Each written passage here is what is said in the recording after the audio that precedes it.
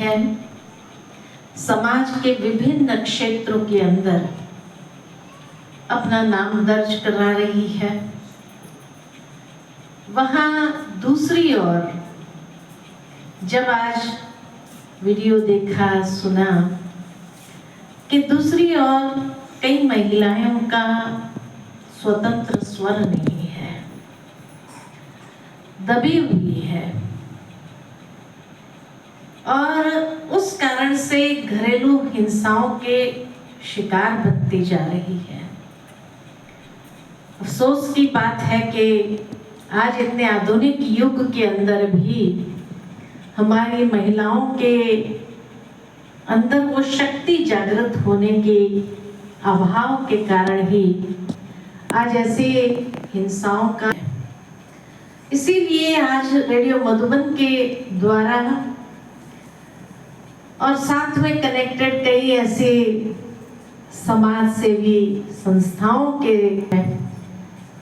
गांव-गांव में जहां कई बार महिलाएं दबी होने के कारण घरेलू हिंसा को नो नहीं कर सकती है, इसीलिए शिकार बनती है। आवश्यकता है कि समय के हिसाब से इस जागृति को अपने अंदर लाएं और हम भी एक स्वतंत्र स्वर अपना विकसित करें। शक्ति है, ये नहीं कि शक्ति नहीं है। हर एक नारी को जब कहा ही जाता है शक्ति अवतार, दुनिया में कहा जाता कि भगवान हर जगह मौजूद नहीं रह सकता है, इसीलिए उन्होंने हर घर के अंदर एक नारी, एक देवी, एक शक्ति को रखा ताकि ईश्वर की उपस्थिति हर एक को महसूस हो।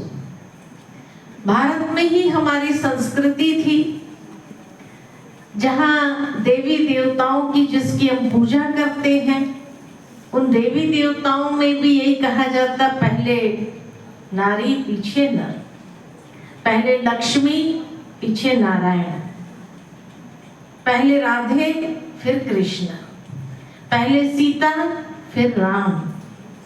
तो हमेशा नारी का स्थान आगे रहा है। सतयुग त्रेता बीतने के बाद धीरे धीरे नारियों के ऊपर अत्याचार होने लगे और उन अत्याचारों के फलस्वरूप और दबती गई। उसने आवाज नहीं उठाया और आवाज न उठाने के कारण कई लोग उसके ऊपर हावी हो गए और इस कारण से वो और अत्याचारों का शिकार होती गई। आवश्यकता है कि इस समय हम अपने अंदर की उस शक्ति को जागृत करें। अभी 19 तारीख से नवरात्र के दिन आरंभ हो रहे हैं कि जब हम देवियों का पूजन करेंगे। भारत में भी 2 बार साल में नवरात्र मनाया जाता है। उनको दिखाया ही है असुर संहारनी। भावार्थ ये कि दुनिया के अंदर अगर आसुरी वृत्तियां अगर है तो उसका संहार कोई नर नहीं कर सकता है, इसका संहार करने वाली नारी ही है। लेकिन उसके लिए उसको अपने अंदर की शक्ति को जागृत करना होगा, सच्चे अर्थ में शिव शक्ति बनना होगा, तब वो असुर संहारनी बन करके अपने परिवार को भी सुरक्षित रख सकती है, आगे बढ़ सकती है और बहुत कुछ कर सकती है। नारी अब कोई अबला नहीं रही है, लेकिन नारी है ही सबला, बहुत सारी शक्ति है उसके अंदर। भले कहा जाता है कि नारी कोमल है, कोमल जरूर हो लेकिन कमजोर नहीं है और इसलिए कमजोर होकर के हमें शिकार नहीं होना है, हमें उठना है, जागना है। अपने आसपास हो रही हिंसा को भी हमें सामना करते हुए उसको विजयी बन करके आगे बढ़ना है, उन लोगों को भी मदद करना है। तभी तो समाज के अंदर जब भगवान ने इतनी नारियां रखी है तो किस लिए रखी है? ऐसे ही रखी है क्या? नारियों का जन्म ऐसे ही थोड़ी हुआ है।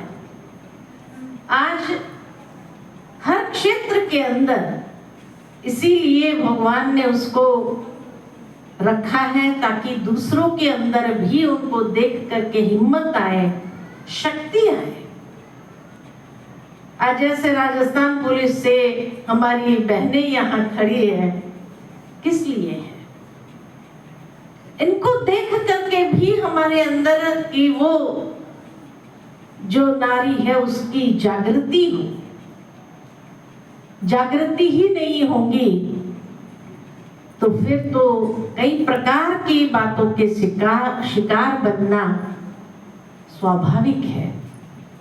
इसीलिए दुनिया के अंदर तो क्या, हमारे शास्त्रों के अंदर भी ये गायन है।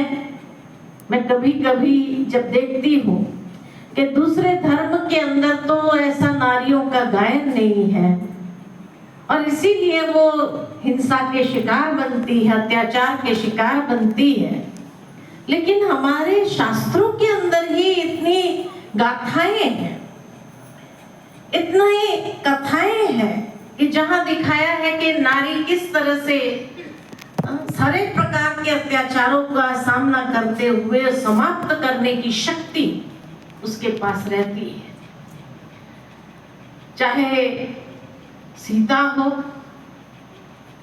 भले उनको रावण उठाकर ले गया लेकिन उसको स्पर्श नहीं कर सका। क्यों? एक घास का तिनका उठा करके सीता ने रख दिया और रावण को चैलेंज कर दिया कि रावण, इस घास के तिनके से आगे तूने एक कदम भी बढ़ाया तो जल जाएगा। ऐसी शक्ति है मेरे पास। हम सबके अंदर वो शक्ति है कि कोई हमें हाथ तो लगा करके देखे, है ना? इतनी अथाह शक्ति है। कहां तक हम दूसरों के ऊपर आधारित रहेंगे स्वयं को अबला समझते हुए? इसलिए करके हमारे शास्त्रों के अंदर ऐसी कथाएं हैं कि जो रावण जैसा, रावण को भी चैलेंज कर सके अगर एक सीता, कि रावण उसको स्पर्श तक ना कर सका क्योंकि वो जानता था कि अगर मैंने स्पर्श भी किया तो जल जाऊंगा। ऐसी शक्ति है, हम सबके अंदर वो शक्ति है। आज द्रौपदी के कारण इतना बड़ा महाभारत का युद्ध हो गया, ये शक्ति का प्रतीक है। तो इसीलिए अब हमें शांत रहने की जरूरत नहीं है, कोई अबला नहीं है, लेकिन परमात्मा शिव से उस शक्ति को प्राप्त करके, मेडिटेशन हम इसीलिए सिखाते हैं ताकि आप परमात्मा शिव से शक्ति मांगने की जरूरत नहीं। लोग जब मंदिर में जाते हैं तो देवी के पास या कोई देवता के पास जाकर यही कहते हैं कि हे माँ मुझे शक्ति दो। कौन सी शक्ति? सहन करने की नहीं, हर परिस्थिति को पार करने की शक्ति, हर परिस्थिति का सामना करने की शक्ति। ये शक्ति हम मांगते हैं, लेकिन अब मांगने की भी जरूरत नहीं है। जिस तरह बाहर सूर्य के सामने खड़े हो जाओ, सूर्य से मांगते नहीं हो कि हे सूर्य तेरी गरमाइश मुझे दे। अब खड़े रहो, उसके कांटेक्ट में आओ, अपने आप वो ऊर्जा आपके अंदर भरने लगती है, वो गरमाइश आने लगती है। नदी के पास खड़े रह करके नदी से मांगते नहीं हो कि तेरी शीतलता मुझे दे। आप जैसे उसके कांटेक्ट में आएंगे, शीत हवा की लहरें जैसे आएंगी, आपके रोम रोम को शीतल कर देंगे। ठीक इसी तरह हमें भगवान से मांगने की जरूरत नहीं है, लेकिन जब उस परमात्मा को याद करते हैं तो उस परमात्मा शिव से स्वतः वो शक्ति की किरणें हमारे अंदर भी समाने लगती है और समा करके हमें शिव शक्ति बनाती है। इसलिए आने वाले समय में ये तो हम सभी जानते हैं कि चारों ओर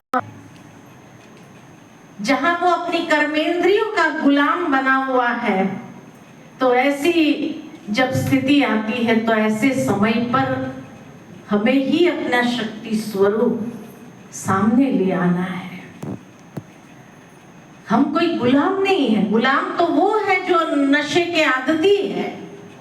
गुलाम तो वो है जो हर प्रकार की बुराइयों के शिकार बनते जा रहे हैं, चाहे वो शराबी बनते जा रहे हो या गुटखे के एक छोटा सा पैकेट गुटखा उसको छोड़ नहीं सकते, देखा हमने, उसका गुलाम बना हुआ है।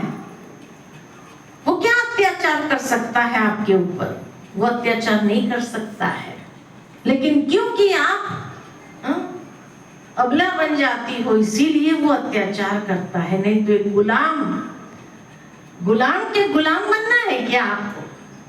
गुलाम के गुलाम नहीं बनना है, लेकिन अपने घर परिवार को भी उस बुराई के चुंगल से निकालने की ताकत आप रखती हो। इसीलिए राजयोग, आध्यात्मिक शक्ति और मेडिटेशन के माध्यम से आप अपने वो शक्ति स्वरूप को जागृत करो, ताकि हर प्रकार की बुराई में आप गुलाम के गुलाम न बनो, लेकिन उन गुलामों को भी सुधारने वाली शक्ति स्वरूप हो जाओ। ये वर्तमान समय की मांग है, पुकार है, और ये आप कर सकते हो। इसीलिए कहा कि नारी जो है भगवान का दूसरा रूप है। हर घर के अंदर उसको भगवान ने इसीलिए रखा है ताकि बुराइयों से वो सहजता से छुड़ा सके सबको, और उन गुलामी से भी उनको दूर कर सके, उनका जीवन संवार सके। इसलिए ये नहीं कि भाई उसका जीवन बर्बाद हो रहा है, हम क्या कर सकते हैं, हेल्पलेस नहीं बन जाना है।